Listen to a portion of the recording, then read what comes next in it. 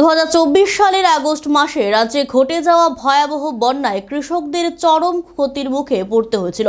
সেই সময় রাজ্য কৃষকদের পাশে থাকার প্রতিশ্রুতিও দিয়েছিল এবং মঙ্গলবার তার বাস্তব রূপ দেখা গেল। গোটা রাজ্যের পাশাপাশি কল্যাণপুর কৃষি মহকুমা দফতরের উদ্যোগে তাৎপর্যপূর্ণ অনুষ্ঠানের আয়োজন করা হয় ঘিলাতলী কৃষি গ্রামীণ জ্ঞানার্জন কেন্দ্রে।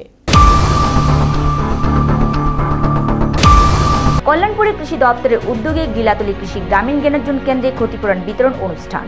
মূল অনুষ্ঠানটি অনুষ্ঠিত হয় আগরতলা রবীন্দ্র ভবনে, যেখানে রাজ্যের কৃষিমন্ত্রী রতনলাল নাথ ক্ষতিগ্রস্ত কৃষকদের হাতে সরাসরি ক্ষতিপূরণের টাকা তুলে দেন। কল্যাণপুর কৃষি দপ্তরের অধীনে এগ্রিকালচার বিভাগে মোট 4042 জন কৃষককে 1,32,17,000 টাকা এবং হর্টিকালচার বিভাগে 2742 জন কৃষককে 55,25,000 টাকা ক্ষতিপূরণ হিসেবে প্রদান করা হয়েছে। এই অনুষ্ঠানে বিশেষভাবে উপস্থিত ছিলেন এলাকার বিধায়ক পিনাকি দাস চৌধুরী, যিনি বলেন, রাজ্য সরকার সবসময় কৃষকদের পাশে রয়েছে। মুখ্যমন্ত্রী ও কৃষিমন্ত্রীর নেতৃত্বে কৃষকদের কল্যাণে একাধিক কার্যক্রম হাতে নেওয়া হয়েছে। এই ক্ষতিপূরণ শুধুমাত্র অর্থ নয়, এটি সরকারের প্রতিশ্রুতি রক্ষার একটি নিদর্শন। অনুষ্ঠানে আরও উপস্থিত ছিলেন কল্যাণপুর পঞ্চায়েত সমিতির চেয়ারম্যান সোমেন গুপ, আত্মা কমিটির চেয়ারম্যান নিতাই বল এবং কল্যাণপুর কৃষি দপ্তরের আধিকারিক রূপক রায় সহ অন্যান্য বিশিষ্ট ব্যক্তিবর্গ।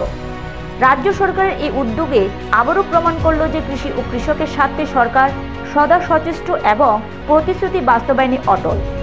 আমরা ইতিমধ্যেই জানি আমাদের সরকার বরাবরই কৃষকদের স্বার্থে কাজ করে। বিগত দিন ফ্লাডে এই রাজ্যে বিরাট একটা ক্ষতি হয়েছিল, সঙ্গে সঙ্গে আমাদের সরকার কৃষকদের পাশে রয়েছে এবং যথাযথভাবে সহযোগিতা করার চেষ্টা করেছে এবং বিভিন্ন স্কিম থেকে অর্থনৈতিকভাবে সহযোগিতা করেছে।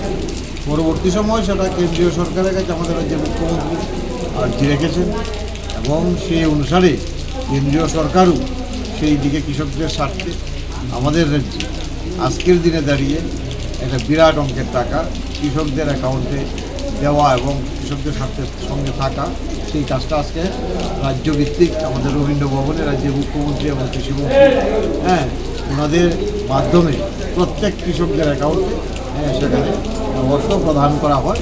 তারই অঙ্গ হিসাবে আমাদের Kalyanpur SA sub division agriculture আমরা গিলাতলী সেক্টরে সেই অনুষ্ঠানটা করি এবং আমাদের এই সাব ডিভিশনে প্রায় 2 কোটি টাকার মতো সেই অর্থ আমাদের কৃষকদের অ্যাকাউন্টে আজকে প্রবেশ করবে। আমি ধন্যবাদ জানাই আমাদের রাজ্যের মুখ্যমন্ত্রী এবং রাজ্যের কৃষিমন্ত্রী এবং তার উপর সবচেয়ে বেশিভাবে গুরুত্বপূর্ণভাবে ধন্যবাদ জানাই, কৃতজ্ঞতা জানাই আমাদের কেন্দ্রের সরকারের। কারণ সরকার এই সময়ের মধ্যে কৃষকদের স্বার্থে 2বার 3বার সেখানটায় বন্যার অর্থ প্রদান করতে সক্ষম হয়।